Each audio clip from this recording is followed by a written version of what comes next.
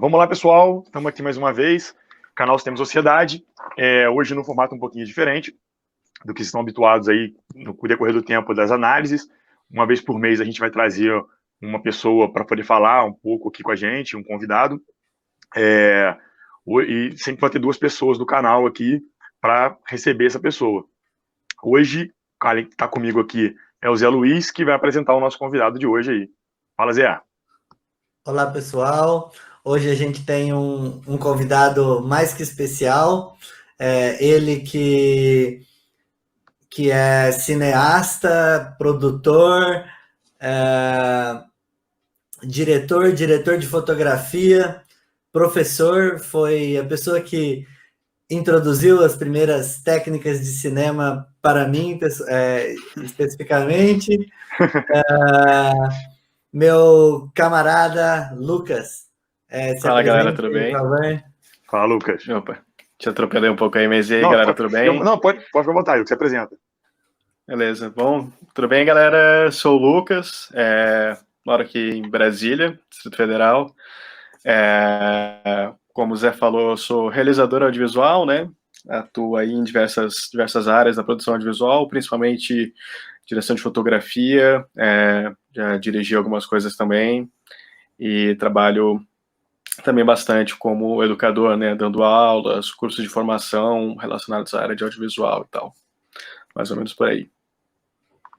Então, Lucas, para começar, eu acho que você podia falar primeiro do seu último trabalho, que a gente assistiu e queria fazer alguns comentários, e aí no decorrer a gente vai falando um pouco mais também da sua carreira aí, que a gente também acompanhou algumas coisas e queria conversar com você.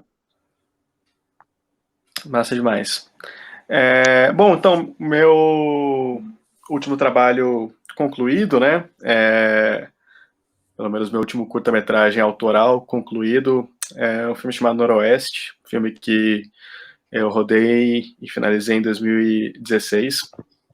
É um documentário de curta-metragem, que também serviu como meu trabalho de conclusão de curso, né, na Universidade de Brasília.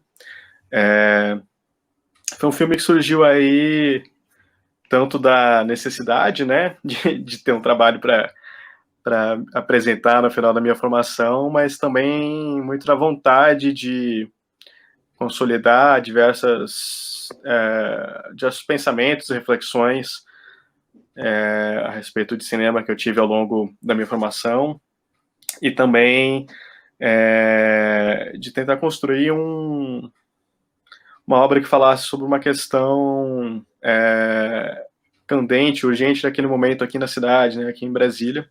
Então, um curta que trata, enfim, é um curta sobre um setor habitacional aqui de Brasília, chamado Setor Noroeste. É um setor habitacional que começou a ser construído em 2011, segue em processo de construção, né, ele não está concluído ainda. Um setor habitacional de habitações relativamente caras, assim, voltado a uma classe média, uma camada média mais alta, né? Muitos moradores lá são pessoas do alto funcionalismo público aqui de Brasília e tal, mas a grande questão, né, quanto a esse setor habitacional foi que a época que ele começou a ser construído, né, ali no terreno, né, onde o bairro estava sendo construído, existiam há algumas décadas já diversas famílias indígenas, né, de algumas, enfim, diversas etnias diferentes e tal, que moravam naquela região, né, um setor ali, uma região que passou a ser conhecido como Santuário dos Pajés, né, era o nome que a galera dava, e aí começou justamente a rolar toda uma questão de conflito de território aí, né, esse avanço, né, do capital, das grandes empreiteiras aqui do DF, o avanço da especulação imobiliária para cima dessas populações. Então, por volta de 2011, quando o setor noroeste começa a ser construído, rolam diversos conflitos e enfrentamentos entre polícia, representantes dessas empreiteiras e comunidades indígenas e ativistas de movimentos sociais, né, apesar desse conflito, enfim, esses conflitos não impediram, né, a construção do bairro. E em 2016, quando eu estava me formando no UNB, boa parte dos prédios já estavam prontos, mas os indígenas continuavam morando lá, né? Continuavam morando na mesma região, assim, que gerava essa imagem muito, muito louca e que eu achava muito significativa daquele momento que a gente estava passando no país, né? Que é você ter essas populações indígenas morando em barracos, né? Mais ou menos mal assentadas ali, em meio a prédios de luxo, né? Enfim, apartamentos ali que durante um determinado período foram o metro quadrado mais caro do país, né? Então essa imagem ali me pareceu muito rica para partir dela explorar, né, um trabalho audiovisual e tal. Ao mesmo tempo, existia toda uma questão em 2016, né, quando eu comecei a rodar o filme, a questão indígena ali já tinha sido mais ou menos invisibilizada, né, em 2011, quando rolaram esses primeiros conflitos, no início das obras do bairro, rolou uma certa cobertura da mídia, alguns filmes foram feitos a respeito disso, mas em 2016, com os prédios já quase prontos, e os indígenas ainda lá, as pessoas tinham mais ou menos esquecido, né, essa história, não se falava mais tanto sobre isso, muita gente que morava no próprio bairro nem sabia, né, que tinha esse pessoal morando lá, então tudo isso ali me pareceu terreno muito fértil para trabalhar nesse filme, nesse curta-metragem. Lucas, essa questão que você fala, né, do filme, da questão digamos, da expansão urbana, o avanço, né, da especulação imobiliária, em contradição com a contradição que existe entre o rural e o urbano, fica muito nítida no seu trabalho, no seu produto, né, no seu filme. Uhum. Na primeira cena, eu acredito que tem um elemento ali bastante impactante, né, que faz essa transição de um lugar que parece ser extremamente rural e a pessoa se depara com a cidade, os arranha-céus e coisa e tal. E ali, esse espaço entre o campo e a cidade, ele é dividido por um campo de futebol, né? Uhum. E a gente percebe que esse processo, né, o que o Lefebvre e o Harvey trabalharam como, né, o direito à cidade, como se dão as contradições, a dinâmica da expansão do espaço urbano e coisa e tal. Uma das coisas que a gente percebe é que esses espaços de entretenimento, né, digamos assim, mais populares, com o espaço de expansão, ele também vai sendo expurgado, né, os trabalhadores, as populações, no caso ali, os povos indígenas, eles são cada vez mais expropriados e jogados mais para a periferia. E queria que você falasse um pouco sobre essa questão, assim, a sua percepção como diretor de abordar dentro desses aspectos que, para mim, me pareceu muito chocante, essas contradições que aparecem no filme. Legal. Tá. Então, assim, primeiro que esse campo de futebol, né, que você citou, ele foi o ponto de partida um pouco do filme, né? Porque um colega meu, Vinícius Januzzi, antropólogo aqui de Brasília, ele estava fazendo a dissertação de mestrado dele na época com os moradores do setor noroeste, né? Tava com os primeiros moradores do bairro e tal, um trabalho bem interessante. E aí, nessas saídas de campo dele lá para o bairro, ele me falou, cara, tem ali na frente do território dos indígenas e tal, tem um campo de futebol, e a galera joga futebol lá toda sexta-feira e tal, vamos chegar lá, porque ele estava querendo na época fazer um ensaio fotográfico que ia compor a dissertação de mestrado dele, então eu fui lá com ele fazer essas fotos, e acabou sendo essa a semente, né,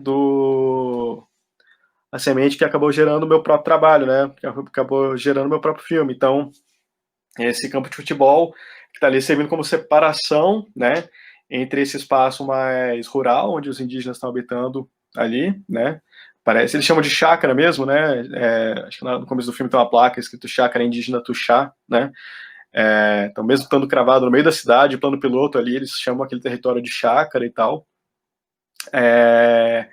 e o campo de futebol você vê justamente como essa divisão, né, entre esse bairro hiper gentrificado e tal, e nessa área mais rural. Então, me pareceu muito, muito rico explorar, tanto é que as primeiras imagens do filme que eu fiz, ainda a título de pesquisa, foram filmando, né, o pessoal jogando futebol lá, e essas imagens que a princípio era só a título de pesquisa, acabaram integrando o filme no final das contas, né, elas são o final, são o desfecho, né, do filme, são imagens desse jogo de futebol.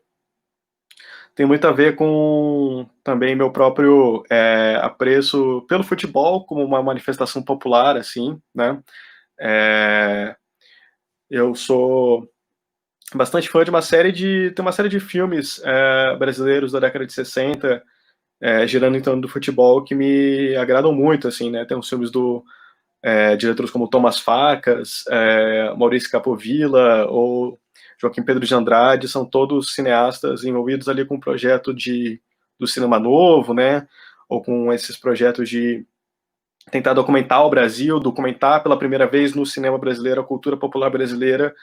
Fizeram alguns grandes filmes sobre futebol nessa época, então foi um outro elemento assim que me interessou, né, para poder filmar esse jogo de futebol. E aí sobre, né, como você falou, Zé, justamente essa questão dessa divisão entre o urbano e o rural, e esse espaço urbano, né, que vai avançando para cima dessas populações marginalizadas, né. Você citou o trabalho do Harvey, o trabalho do Lefebvre, foram dois pensadores que eu, enfim, tive contato e que eu li bastante, né, a época de pesquisa para o filme e tal. Então, né, claro que a gente não pega a teoria e filma ela, né, mas ela tá ali na nossa elaboração, né, quando a gente está pensando nas imagens do filme e tal.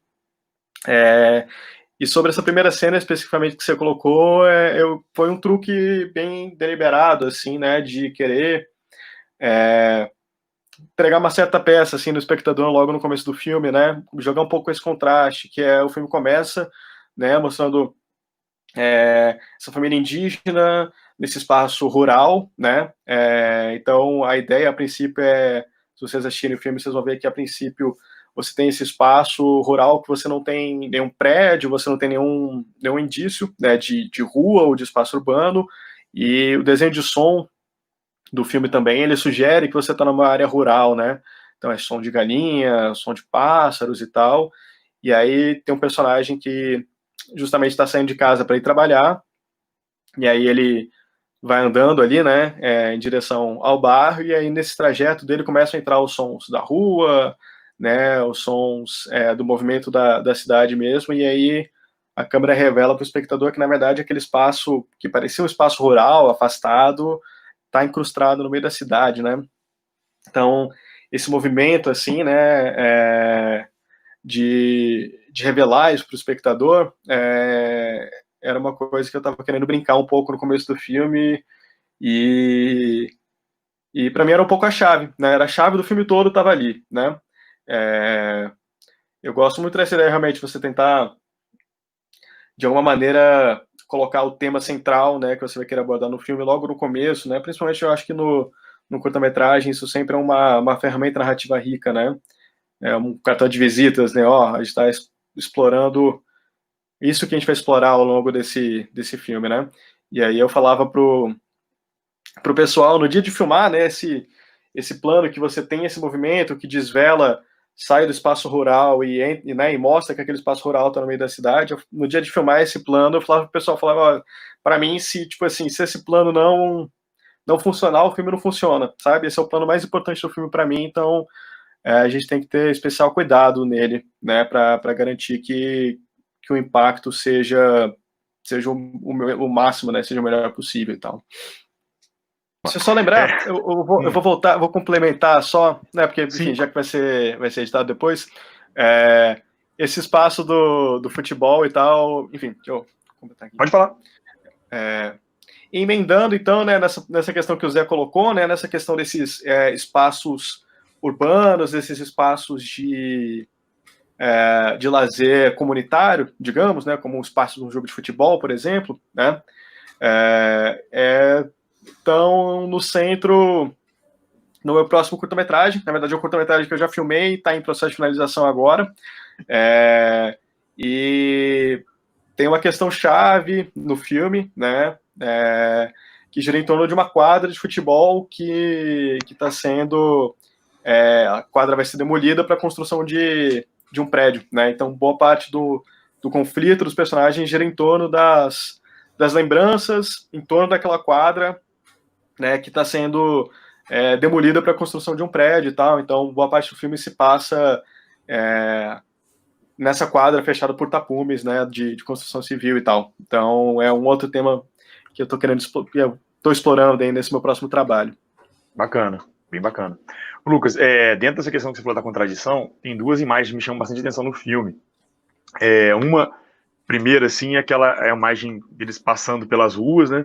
E tem aquele cartaz da família Doriana, né? Aquela coisa assim, todos loiros, olhos claros, e a galera indígena ali, com raízes indígenas, né? Passando bem na frente, assim. Provavelmente aquilo não foi...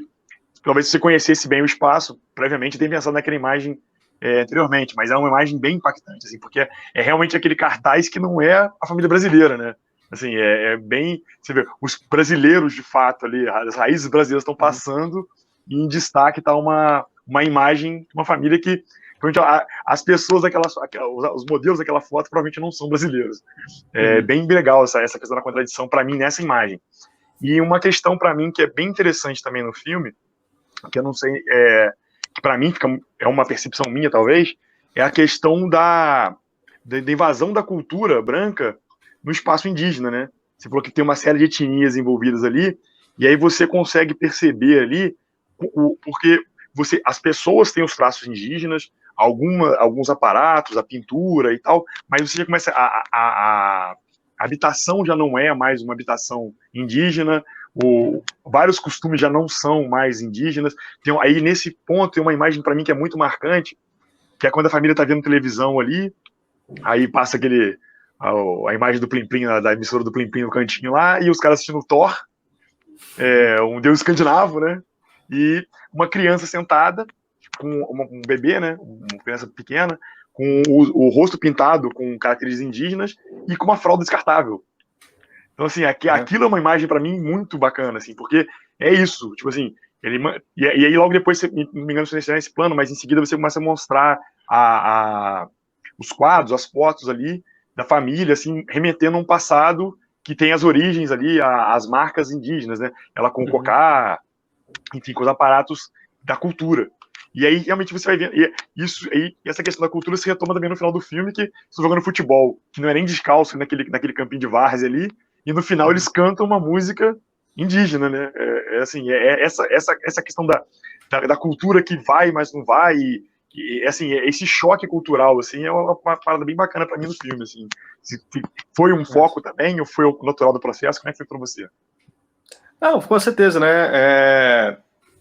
Bom, tem várias questões, né? Quando a gente fala de documentário, eu acho que existem diferentes modos de documentário, né? Diferentes processos, né, de produção de documentário e tal. Mas eu acho que num senso comum tem-se muito a ideia de um certo espontaneísmo, assim, né? De você ir lá, sair filmando as coisas e depois tenta editar aquilo ali, né? E como se o documentário não tivesse roteiro, por exemplo, né? Às vezes você fala de roteiro de documentário, as pessoas às vezes ficam, né, dentro de um certo senso comum, ficam espantadas. Então, como assim, né? E o Noroeste foi um documentário que eu fiz questão de fazer um filme bastante roteirizado, né? Então, assim, ele é muito calcado em pesquisa, né? Em visitas prévias. Então, eu fui várias vezes lá naquela região, tirei foto de vários lugares e todas as cenas que estão no filme, elas foram previamente escritas, né? Falei, bom, a gente vai precisar dessa imagem. A única cena que está no filme que ela não estava prevista em roteiro é justamente a cena do pessoal cantando no final, né? Que ali foi que foi uma coisa espontânea, assim, né? Que isso é o tipo de coisa que aí realmente é a magia do documentário, é do tipo, ok, beleza, isso não existia como eu ter roteirizado isso previamente, né? Eu tinha um outro final planejado para o filme, né? Eu tinha escrito um outro final, mas durante o meu processo de pesquisa, de ir lá para o bairro, de filmar algumas imagens a título de, enfim, de pesquisa mesmo, prévia para escrever o roteiro do filme, eu estando ali e tal, o pessoal foi, né, se acostumando, me conhecendo, trocando ideia comigo, e aí nesse dia específico, uma das tribos específicas ganhou o jogo, e aí resolveram cantar aquela música de vitória e tal, né? E aí tem um pouco essa relação também da presença da câmera, né? Que é sempre um debate, assim, no cinema documentário e tal, de como... O quanto não afeta, né? de como... ela afeta ou não a realidade, né? Quanto ela afeta ou não a realidade, né? E pra mim foi muito claro que aquele pessoal fez aquela comemoração, cantou daquele jeito, porque eu tava ali, entendeu? Porque eu tava 2 dias indo ali filmar eles e tal, eles, pô, vamos fazer um negócio aqui pro cara. Eu não interferi, eu não pedi, mas a minha presença ali provocou aquele momento, né? E ao mesmo tempo que a minha presença foi o que provocou aquele momento foi muito melhor do que o final que eu tinha escrito pro filme originalmente, né? Tanto é que foi chegando o final das filmagens e aí o pessoal, eu falei pro pessoal, tô na dúvida se eu filmo o final original ou não, porque eu tô pensando se eu quero me dar a opção, saca? Às vezes, assim, a gente, quando a gente tá editando alguma coisa, a gente gosta de ter o máximo de opção possível, né, para poder escolher entre uma coisa e outra, só que eu acho que às vezes... O excesso de opções também te deixa inviabilizado também de escolher alguma coisa, né? Não, às vezes rola um apego, né? Você escreveu aquela coisa, você quer executar aquilo ali exatamente do jeito que você escreveu. E como o filme eu estava executando exatamente da forma como eu tinha planejado, eu fiquei com medo de chegar na pós-produção e me apegar muito a um final. Me apegar muito a um final que talvez não fosse tão interessante quanto o que o material já estava me disponibilizando, sabe? Eu resolvi me boicotar. Falei, não vou me dar a opção, esse vai ser o final do filme mesmo. Então, não vamos filmar, vamos embora mais cedo hoje. Não vamos filmar esse final original, não. Pô, legal. Lucas, então, aproveitando que você falou da linguagem, do estilo que você implementa ali no seu documentário, né, para além daquilo que o Bruno falou, né, que foi uma coisa que também me marcou, como expõe a contradição, né, a relação ali, no jogo de cenas, né, o Bruno citou o caso do outdoor, então os trabalhadores passando, né, todos de pele, né, pele parda, negra, né, com traços indígenas, e é interessante que os trabalhadores estão vindo geralmente numa direção e pessoas brancas fazendo Cooper, fazendo atividades de lazer, passando na outra direção, né? Que gera um pouco dessa contradição, assim, né? Parece que estão caminhando contra a corrente, né? Passa, assim, esse certo simbolismo para mim, assim, e diversas outras cenas que vão fazendo essa mescla entre o mundo do trabalho e as camadas mais elitizadas e coisa e tal, né? Então, eu queria saber um pouco de você, quais são suas referências, sobre o estilo do documentário. Não é um documentário em que você faz entrevistas, né? Então, você tem um estilo de linguagem ali próprio, diferente. Então, eu queria saber um pouco sobre suas referências, as questões que te motivaram e que te inspiraram para fazer aquele filme, do ponto de vista do cinema, né? Legal. Bom, primeiro sobre essa questão, né, dos fluxos, né, dos trabalhadores indo para o lado, dos moradores do bairro indo para o outro. Isso era uma coisa que eu queria capturar no filme, que é uma dinâmica urbana que ela é natural um pouco, né, no cotidiano, eu acho, né, nos cotidianos do Brasil, mas eu acho que ela estava mais evidente ali, né, pulsando mais ali, que é justamente esse fato de, nesse tipo de bairro, né, geralmente são de apartamentos mais caros, né, bairros um pouco mais elitizados, né, por mais irônico que seja, quem acaba passando mais tempo no bairro, né, durante o dia, na verdade não são as pessoas que moram ali, né, são os porteiros, são as faxineiras, os jardineiros, as empregadas domésticas, né, e no Noroeste ainda tinha o fator dos trabalhadores da construção civil, né. Então, tinha muito essa dinâmica de você chegar no bairro de manhã cedo e você ter os moradores do bairro saindo dali para trabalhar, né? E pessoas que moram em regiões periféricas do DF chegando no bairro para trabalhar também, né? Então, são poucos fluxos urbanos aí, né, do mundo do trabalho e tal, que eu queria registrar de alguma forma no filme. E eu acho que eles estão registrados bem nessas primeiras cenas ali. Em termos de referências, né, assim, em termos estéticos, né, do caminho estético pensado, escolhido para o filme, eu tinha muito o interesse em trabalhar justamente um filme que ele não fosse um documentário que não fosse calcado em entrevistas, né? Não que eu não goste de documentários calcados em entrevistas e tal, fiz muitos e acho que podem ser riquíssimos também, mas tinha um quê de exercício para mim também ali, né?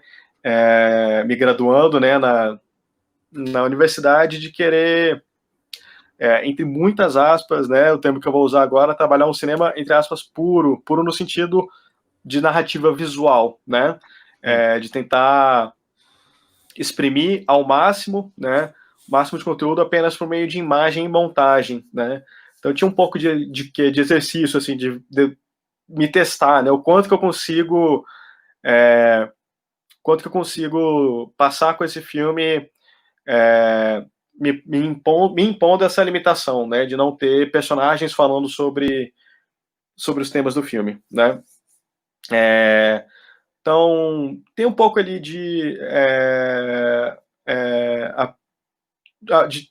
trabalho, de experimentação com a ideia de montagem dialética, né, que é um pensamento, uma determinada teoria, né, de montagem do cinema que remonta aos primórdios do cinema, né, nos anos 20, com Sergei Eisenstein, né, na União Soviética, que é uma escola de montagem específica que me agrada muito, né, eu acho que sempre enfim, tem formas muito ricas de você criar significados, né, pensando através dela.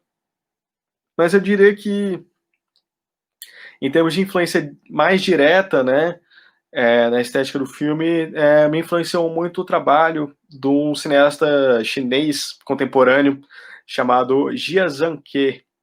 Tenho certeza que não é assim que se pronuncia o nome dele em chinês, mas o Jia Zhangke é um cineasta chinês contemporâneo, muito prestigiado, né, no circuito de festivais internacionais. Ele tem um documentário biográfico, né, sobre a vida dele, sobre a vida do Jia Zhangke, dirigido pelo Walter Salles, inclusive. O Walter Salles considera o Jia Zhangke o maior cineasta surgido desde que o Walter Salles começou a trabalhar com cinema e tal, então fez um documentário sobre ele. E ele é esse cineasta que se caracterizou muito por captar as contradições da China pós-reformas econômicas, né, da China contemporânea e tal. Então o cinema dele tem muito essa questão desses conflitos sociais, né, dessas dinâmicas sociais em transformação, né, na China pós-reformas econômicas, pós-abertura, né, para certos tipos de negociações de mercado, né, de capital privado entre a China.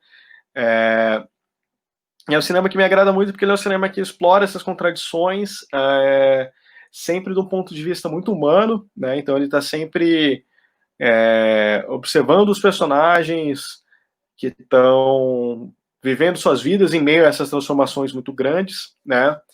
E eu acho que ele é o cineasta contemporâneo aí que realmente tem uma forma dialética de pensar, né? O cara que mostra as contradições da realidade, porque a nossa realidade é isso, a nossa realidade ela sempre está em contradição de diferentes formas de sociabilidade, de diferentes, né? Então ele é um cara que consegue enxergar essas contradições, dar corpo, né? Mostrar elas audiovisualmente, ao mesmo tempo que ele não tenta resolver elas de maneira artificial, né? As contradições elas estão dadas ali, cabe a gente refletir sobre elas,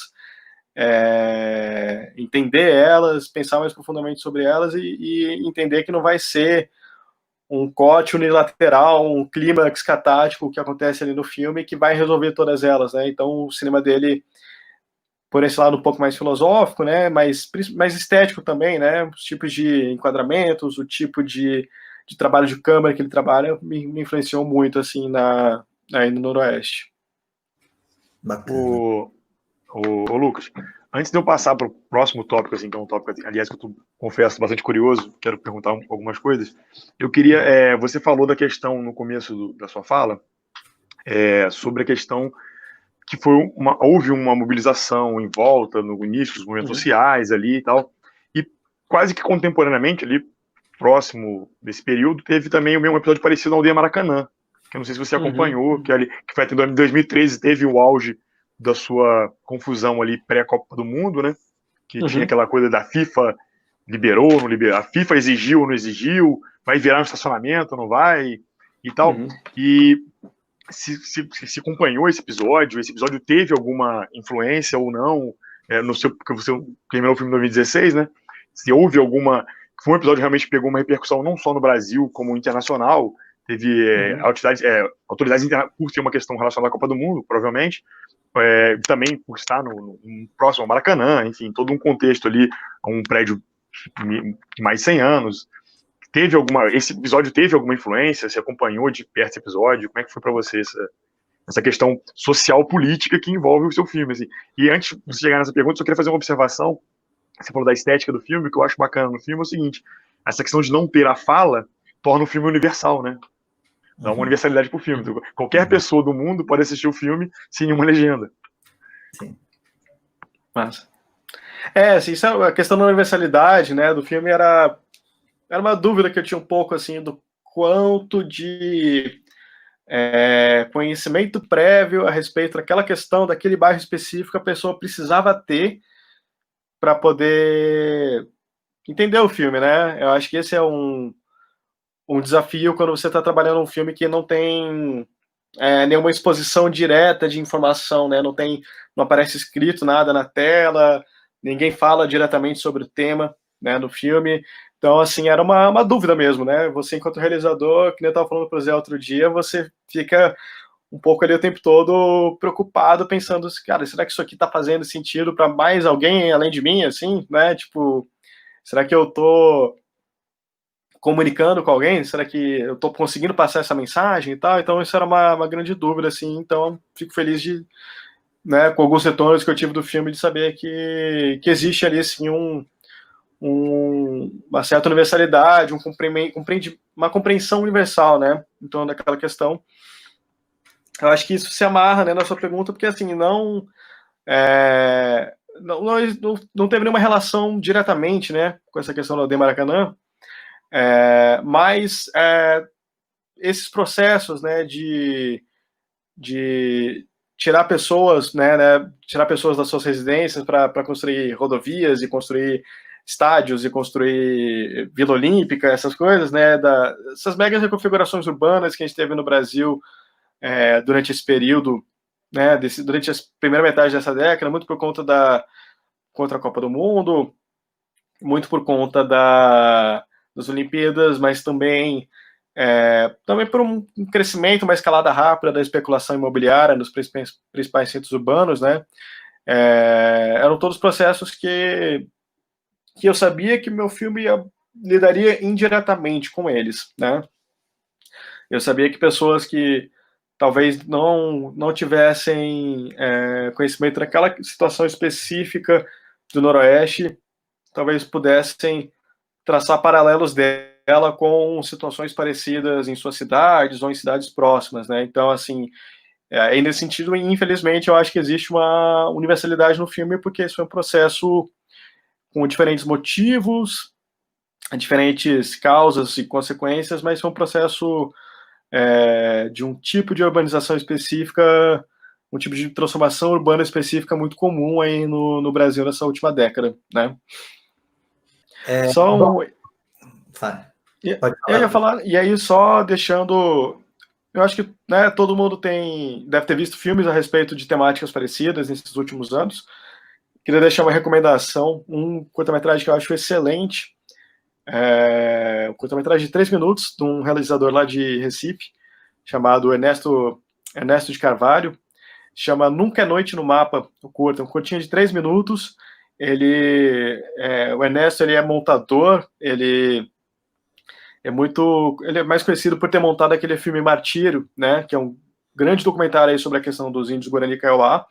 Ele tem esse curta-metragem de 3 minutos, chama Nunca é Noite no Mapa, que aborda de maneira muito original essa questão das transformações urbanas no Recife por conta da especulação imobiliária, por conta da Copa do Mundo, e ele consegue imbricar isso com questões tanto de vigilância, tanto policial, né, do Estado, quanto de vigilância digital mesmo, né? Então, ele consegue de maneira muito criativa imbricar essas 3 coisas. É um filme que eu deixo de recomendação aí. Se alguém, né, pessoal que gostar do Noroeste, eu acho que vai gostar desse filme também. Embora eles sejam bem diferentes, eu acho que eles têm temáticas parecidas. Legal, Lucas. Eu até enquanto você falava, eu fiquei pensando nessa questão desse processo contínuo de expropriação dos povos originários, né? E inclusive esses dias eu estava assistindo um documentário da Netflix que chama Guerras no Brasil, e o primeiro é sobre os processos de genocídio e expropriação do homem branco sobre os povos indígenas, e me marcou muito quando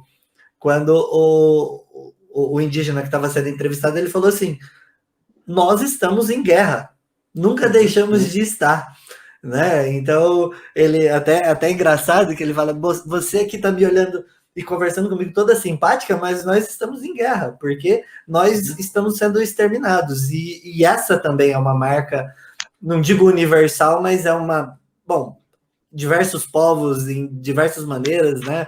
O Marx retrata isso lá no capítulo 24 do Capital, quando ele fala da acumulação primitiva e esses processos violentos de expropriação e coisa e tal, mas uma marca no Brasil que está permeada por todo o país, né? Então isso é bem, bem marcante, e acho que foi super legal ter pontuado, e vamos botar um ponto final, senão a gente não para nunca nesse tema.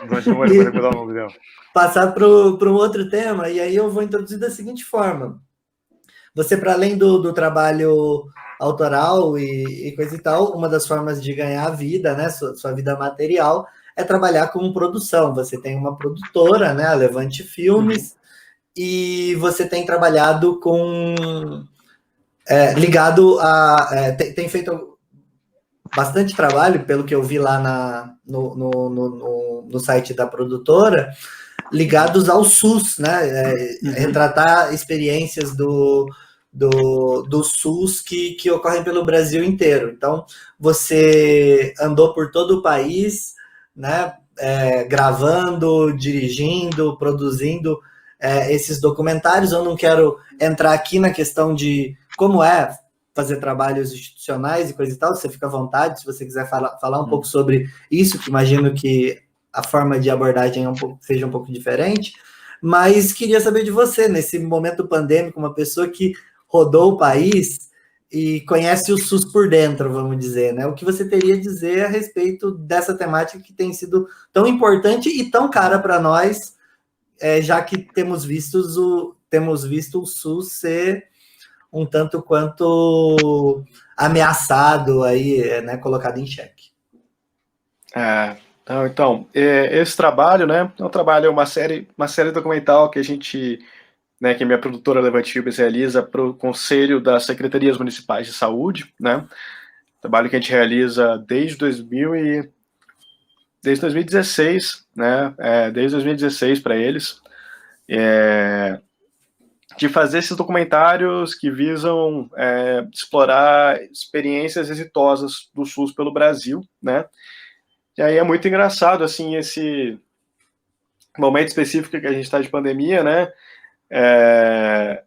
Porque os últimos estados para os quais eu fui, né? Primeiro, assim, comecinho do ano eu fui para o Amapá, e aí era o último estado do Brasil que faltava para mim, né? Então tem esse lado desse privilégio, assim, falar, de ter chegado lá e falado, consegui, realizei esse pequeno sonho, assim, né? Coloquei esse marco aí, né? Estive em todos os estados do Brasil, então consegui atingir essa minha pequena meta pessoal. Desculpa, emblemático que no Amapá você termina conhecendo todos os estados no Marco Zero, né? Isso, exatamente. Assim, então, tirei a foto lá no Marco Zero, e aí atingir essa pequena marca pessoal, assim, na última hora possível, né? Fiquei pensando depois, tipo, sabe-se lá quando eu vou conseguir voltar a viajar depois, né? Quando é que a gente vai conseguir voltar a realizar esses trabalhos e tal. Então, muito doido isso.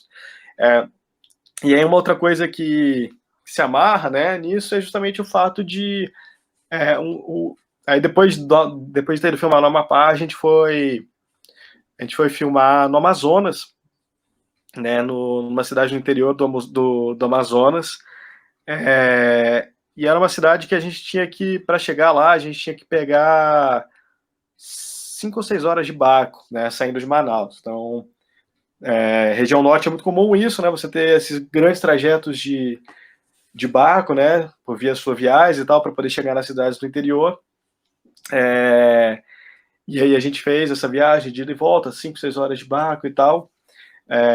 E aí chegamos em Brasília, ficamos presos aqui por conta da pandemia, e aí, pouco tempo atrás, eu estava justamente lendo sobre justamente a especificidade do trajeto, do espalho, né, do espalhamento do contágio do coronavírus no norte, que tem muito a ver justamente com as vias fluviais, né? Então, se você for ver as cidades mais afetadas, você vai ver que tem tudo a ver com o trajeto dos rios, né? Porque as pessoas pegam esses trajetos de barco, ficam em barcos, às vezes são barcos grandes, só que com muita gente, às vezes são barcos não tão grandes e cheios também, né? Então você fica ali entre 5, às vezes entre 5 horas, às vezes dias até em um barco desse para poder chegar até seu destino, né? E aí isso foi o principal vetor, né, do espalhamento do coronavírus no norte, assim. Então também foi muito doido refletindo depois sobre isso, né, ter justamente estado, né, numa viagem de barco dessas pouco antes da pandemia estourar no Brasil realmente, né. Isso tudo para amarrar assim um pouco na questão do enorme desafio, né, que é esse trabalho do SUS, por conta de uma heterogeneidade inacreditável, assim, das condições desse país, assim, né, condições geográficas, condições socioeconômicas, né, então, assim, cansei de estar um dia filmando em São Paulo, né, por exemplo, filmando um episódio sobre trabalho de saúde com população trans em São Paulo, e no dia seguinte tá num barco para ir filmar um documentário sobre o combate à dengue no interior do Amazonas, né? Então essas viagens, assim, né, esses saltos de realidade completamente diferentes são uma coisa que eu me acostumei nesses últimos anos, né, e que foram sempre aumentando cada vez mais minha admiração pelo trabalho do SUS, justamente, né, porque imagina o esforço hercúleo que é você coordenar tudo isso, né, que é você ter um sistema que garanta o acesso à saúde em condições tão díspares, muitas vezes muito adversas, né, então, eu acho que a gente compreender que, né, e é isso, assim, existe muito uma retórica de ataque ao SUS, né, de esse espantalho que se cria, né, do tipo, você vai para o SUS, fica horas e horas na fila de espera, né, você vai morrer na fila do SUS, não sei o quê, e a gente sabe, claro, que é um sistema que não é perfeito, é impossível ele ser perfeito, né, é um sistema que tem que ser cada dia aprimorado, mas o tamanho da tarefa, né, que o SUS enquanto sistema tem que encarar, né, e os resultados que ele alcança, apesar de todas as adversidades, né, tem que ser louvados, e eu fico muito orgulhoso, assim, muito feliz de poder fazer esse trabalho divulgando esse tipo de experiência, né.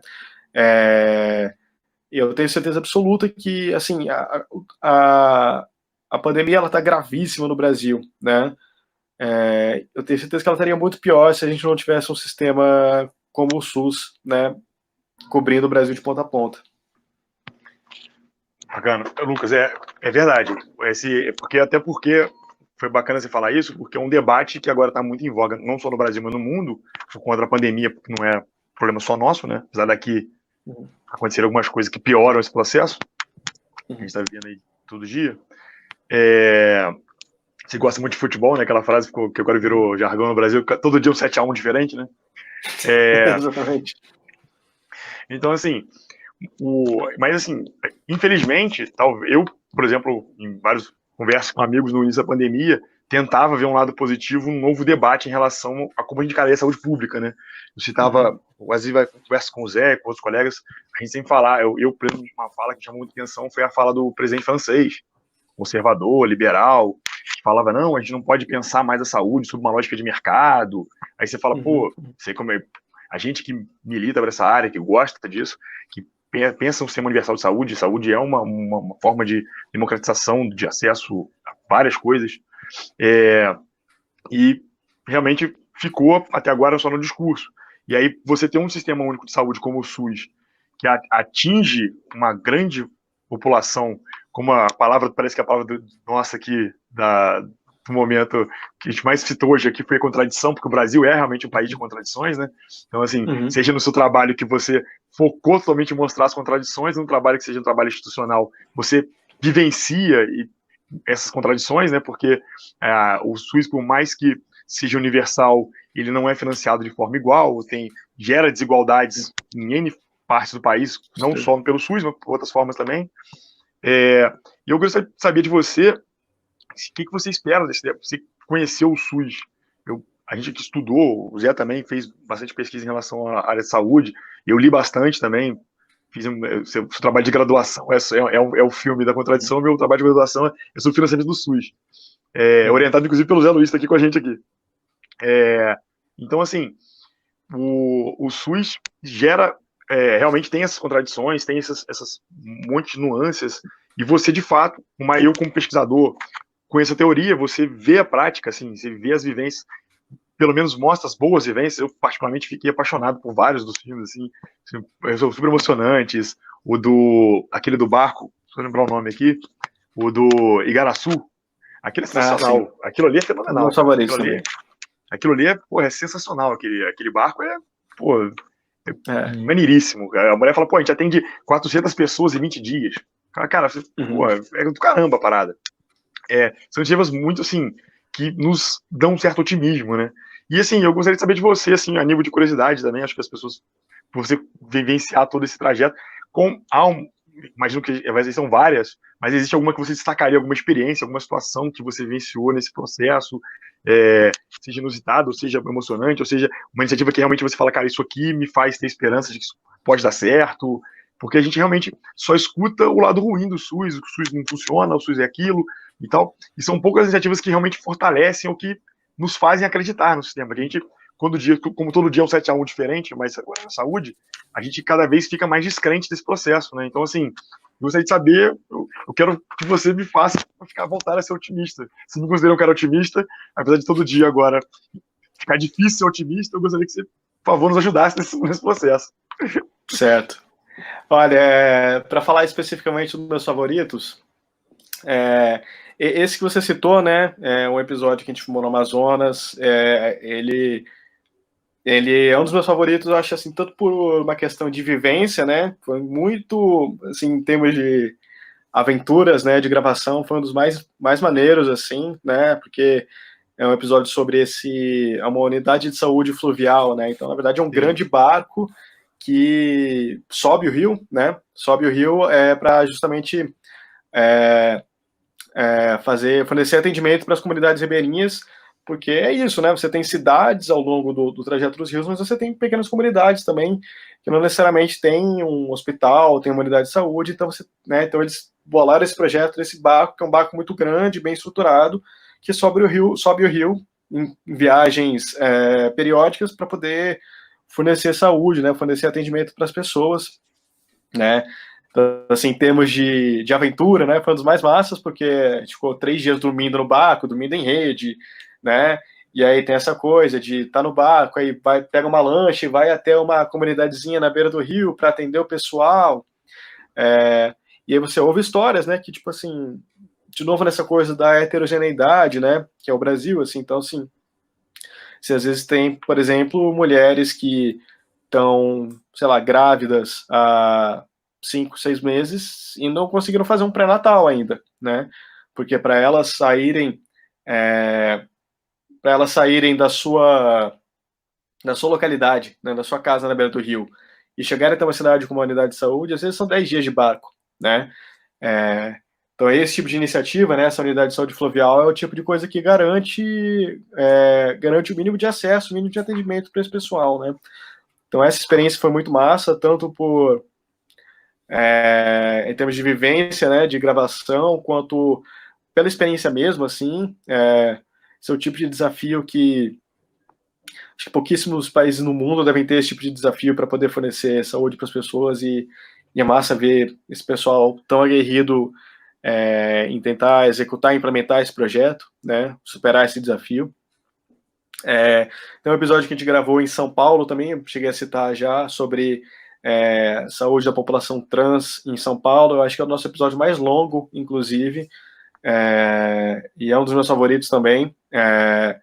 E aí, assim, aí você está numa outra realidade econômica, geográfica, completamente diferente desse do Amazonas que eu te falei.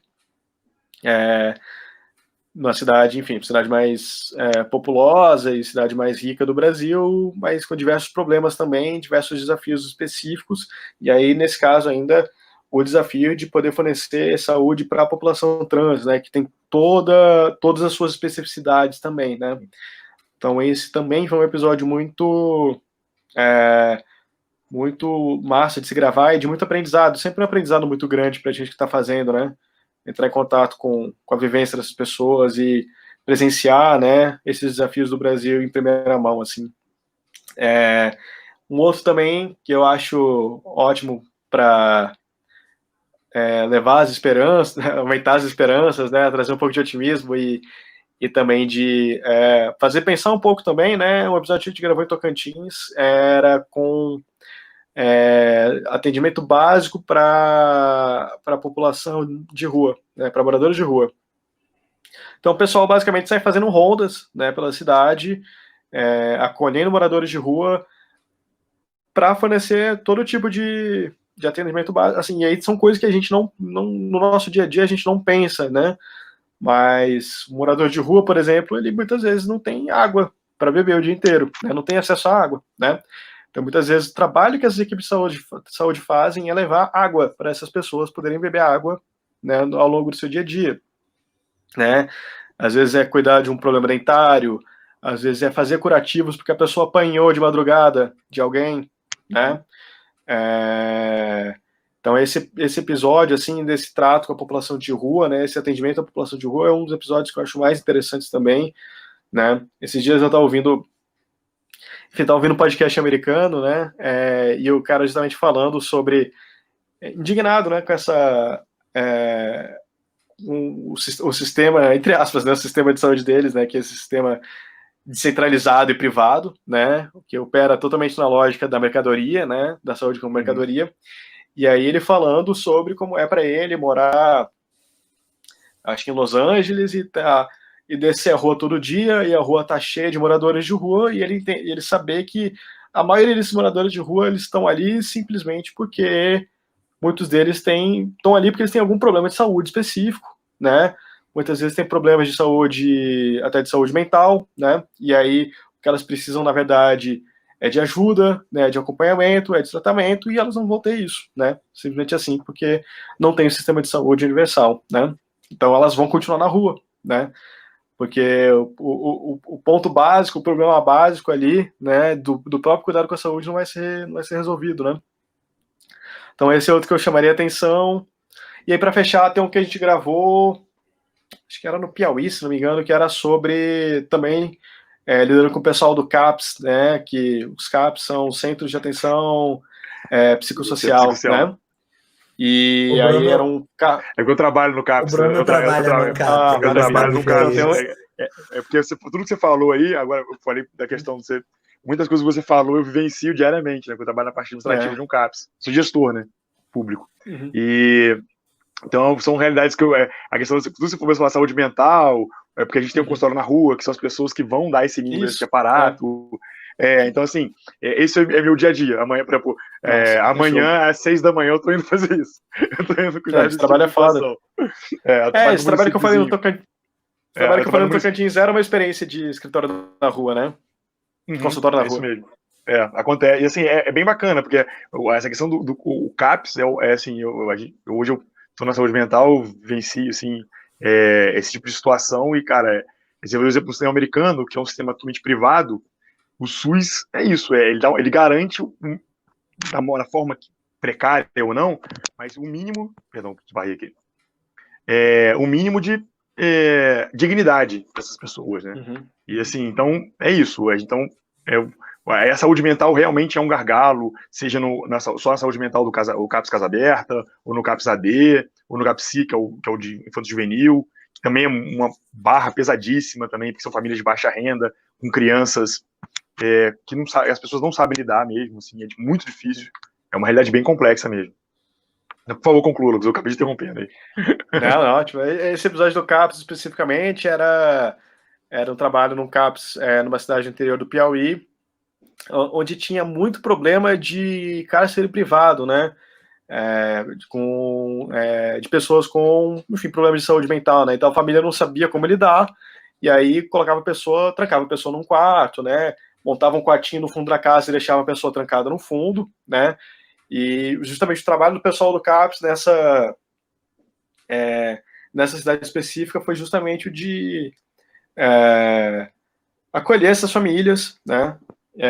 E de ensinar essas famílias a como lidar melhor, de maneira mais humanizada com as pessoas, e também de socializar um pouco mais essas pessoas, né? Tirá-las desses cárceres e trazer para um ambiente onde elas podem se socializar melhor dentro do CAPS, né? Então esse é um episódio muito marcante para a gente também, porque foi um episódio onde eles conseguiram lidar com um problema que eu acho que é um problema que deve ser bastante comum, assim, no interior do Brasil, né? Desse tipo de problema específico ao lidar com problemas de saúde mental, né?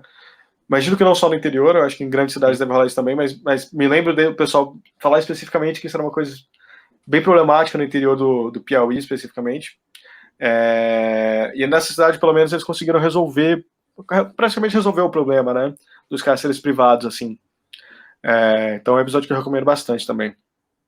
Essa questão da saúde mental no Brasil, perdão, já, só para concluir esse bloco que eu achei bem bacana, porque realmente a questão da saúde mental, e a gente tem um colega nosso aqui, que é um cara da área de saúde mental, né, o Rafa, que é colaborador aqui do canal com a gente, mas assim, a saúde mental realmente é um gargalo, assim, porque em todas as nuances que a sociedade para além da sociedade, a sociedade não lida bem com isso, porque foge do usual, né?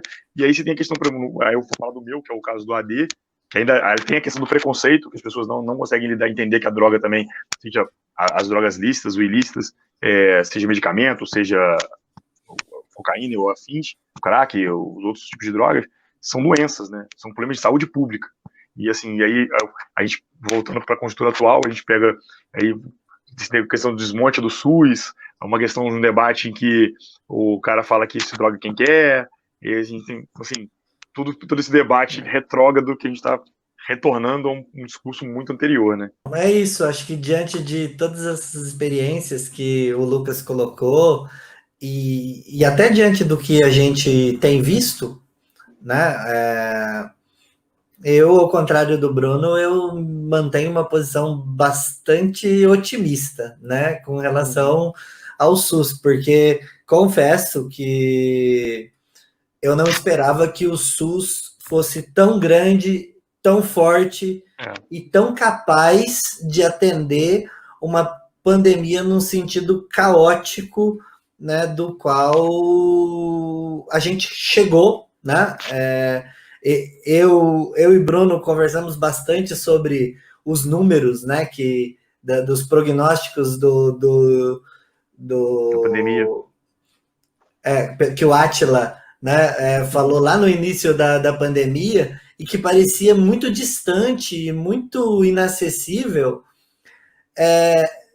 e a gente achava, né, que por muito menos que aquilo e que o que a gente tem hoje, o SUS já teria colapsado, né? Por muito menos do que aconteceu aqui e o que a gente chegou de número de casos e mortes aqui no Brasil, que ainda está sendo subnotificado, a Itália colapsou, né?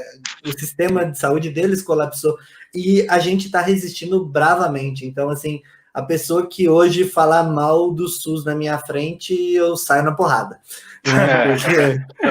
É isso. Esse time aí também. É porque é isso, assim, o SUS, assim, e é bacana o Zé falar isso. Eu não sou tão pessimista, né? Eu ando meio descrente, mas eu sou defensor ferrenho do SUS, eu acredito no SUS também. Eu não sou ao contrário, assim, não. Mas a questão, assim, é que além do que o Zé falou, para mim é para além, assim, apesar de tudo que vivemos, o SUS resiste.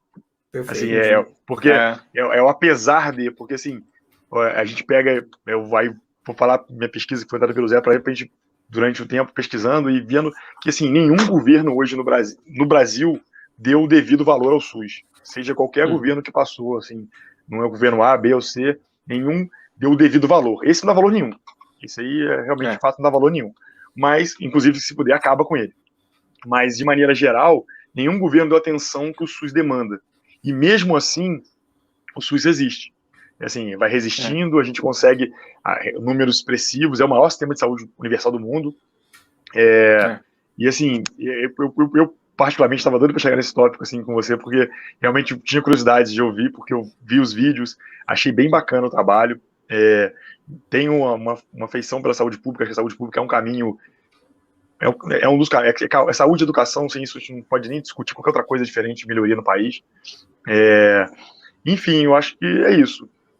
Bom, Lucas, então vou te fazer uma última pergunta a respeito da sua atividade como, se é que eu posso chamar assim, acho que sim, como educador popular, né? Eu sei que você tem trabalhos como educador, tem um projeto muito bacana, do qual eu tive o prazer, né, de ser teu aluno, através da Fundação Dinarco Reis, a criação de um curso com bastante elemento técnico, bastante conteúdo que forma militantes para se tratar e trabalhar com o cinema.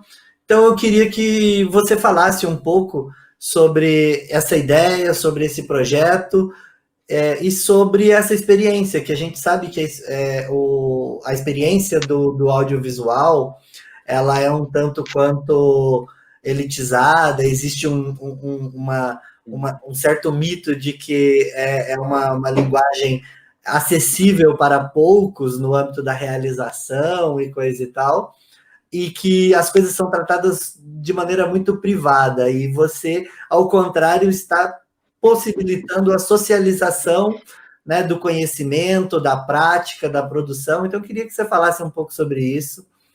E é por aí. Massa. Cara, então a docência, né, trabalhar com ensinar, né, audiovisual, uma coisa que entrou na minha vida relativamente cedo e de maneira não planejada, né, num período específico que eu estava desempregado, um amigo meu é dono de uma escola de audiovisual aqui de Brasília, falou, cara, você tem um amplo conhecimento teórico, técnico e tal, a gente está precisando de alguns professor para algumas matérias específicas aqui, me convidou, comecei a dar aula lá e fiquei apaixonado pela docência, assim, né, trabalhei durante um ano dando aula lá para o pessoal,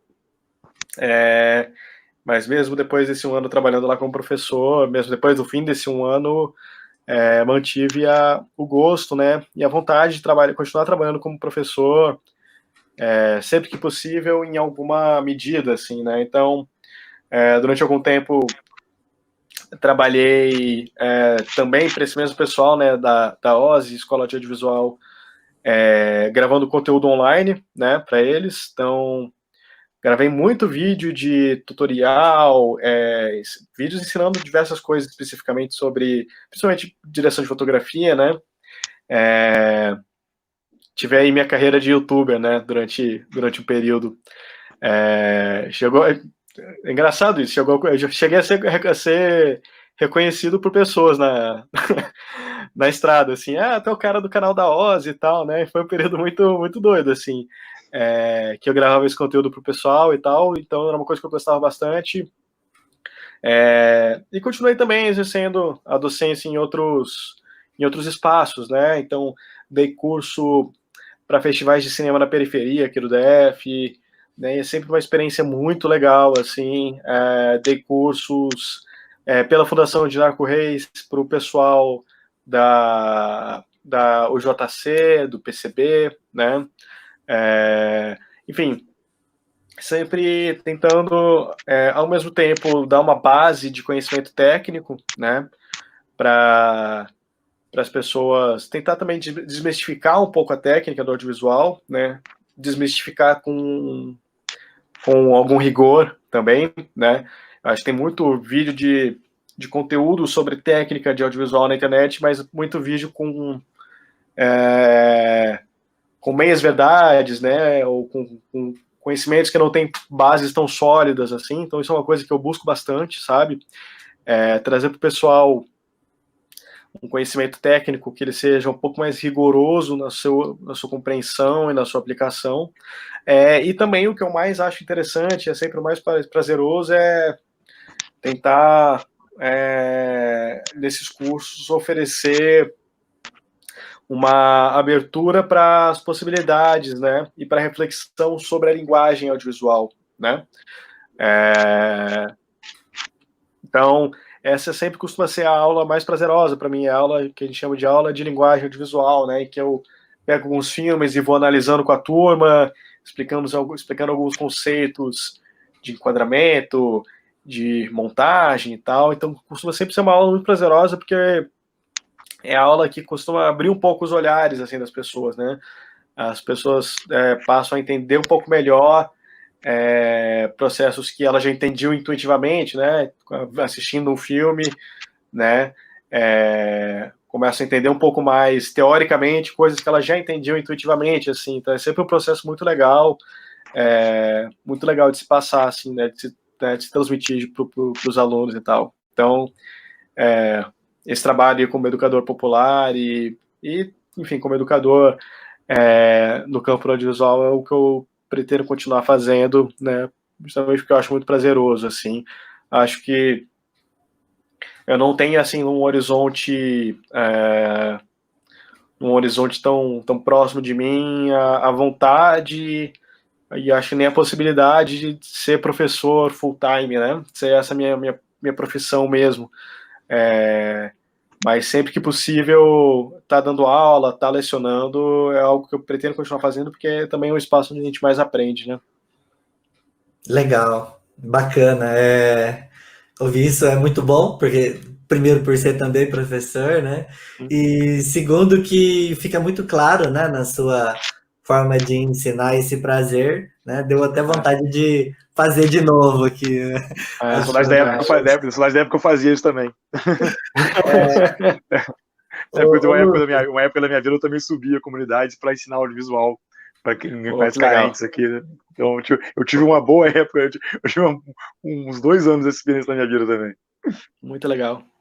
Bom, Lucas, e para quem quiser assistir seu filme, os trabalhos da sua produtora, né, gostaria de pedir para você indicar aí onde as pessoas podem ter acesso a isso e já aproveitar para você fazer as conclusões, as considerações finais e a gente partir para o encerramento. Bom, primeiro, muito obrigado pelo convite aí para o pessoal. Foi um grande prazer estar aqui falando sobre essas experiências hoje, compartilhando um pouquinho elas com vocês. Também estou muito entusiasmado aí para ver os próximos vídeos do projeto e tal. Acho que tem muita coisa legal por aí. Para quem estiver interessado um pouco tanto em ver os trabalhos da minha produtora, né, da Levante Filmes, que, enfim, além do Noroeste, além desses documentários sobre o SUS que a gente realizou. Tem outros trabalhos lá também. Tem os curta-metragens do Rafael Lobo, que é meu sócio, que eu acho modéstia à parte assim, né? Modéstia por ele, né? Ele é meu sócio, é meu brother e tal, mas eu acho ele um grande realizador, assim. Eu acho que tem os curta-metragens dele lá, então eu acho que o pessoal vai gostar de assistir também. E o acesso para o nosso portfólio, para o nosso conteúdo, está em levantefilmes.com. Vou passar o link para o Zé também colocar na descrição aqui do vídeo. Também vou passar o link para o pessoal que quiser assistir o Noroeste, né? Meu curta-metragem. Também deixar para ele colocar aqui na descrição o canal do YouTube do CONASENS, que é o Conselho Nacional das Secretarias Municipais de Saúde, onde estão esses documentários que a gente faz a respeito do SUS. Obrigado, Lucas. Com certeza a gente vai colocar e espero trazer o Rafael Lobo um dia aqui para conversar com a gente e a gente iniciar o debate político a partir do horror, né? Que é eu acho que isso vai ser fenomenal, para além dos filmes dele, debater questões políticas a partir desse gênero, né? Esse é o ponto central aí do trabalho dele, é a obsessão. Enfim, é a obsessão nossa, uma coisa sobre a qual a gente costuma conversar muito, mas é também o objeto de estudo dele na academia, né? Foi o tema do mestrado, vai ser o tema do doutorado dele também, o cinema de horror, é o tema do trabalho dele como artista, como realizador, né? Os curta-metragens dele giram em torno do cinema do horror. Então, acho que ele vai ficar bem feliz aqui de debater esses temas com vocês, né? Uma coisa que a gente tem debatido muito na quarentena aqui é um conceito que alguns pensadores costumam chamar de marxismo gótico, né? Não sei se vocês já ouviram falar, Gothic Marxism, né? O Shannon Mieville, né, que é um escritor britânico, usa bastante esse termo, né? Tem alguns críticos literários, tem um pessoal que trabalha a partir alguns artistas, né, e pensadores que trabalham principalmente a partir do trabalho do Michel Lovy, né, para pensar um pouco essa temática, né, que eles chamam de Gothic Marxism, que é um tema bem interessante, né. Se pararem para pensar, o Marx já utiliza muitas metáforas góticas, né, no trabalho dele, né. A burguesia são vampiros, né, que vivem de trabalho morto, né, então usa a figura do vampiro. Então, enfim, tem muito pano para manga aí, muita discussão legal para vocês terem com o Rafael depois sobre isso. Que legal, obrigado. Quero agradecer o Lucas, que disponibilizou o tempo dele com a gente hoje aqui. O Zé também, que é colaborador nosso, está com a gente sempre aqui. Mandar agora, pedir para vocês que estão assistindo, se inscrever no canal aí, postar comentários, sugestões, observações, todas as informações que o Lucas colocou para a gente aqui vão estar disponibilizadas no canal também.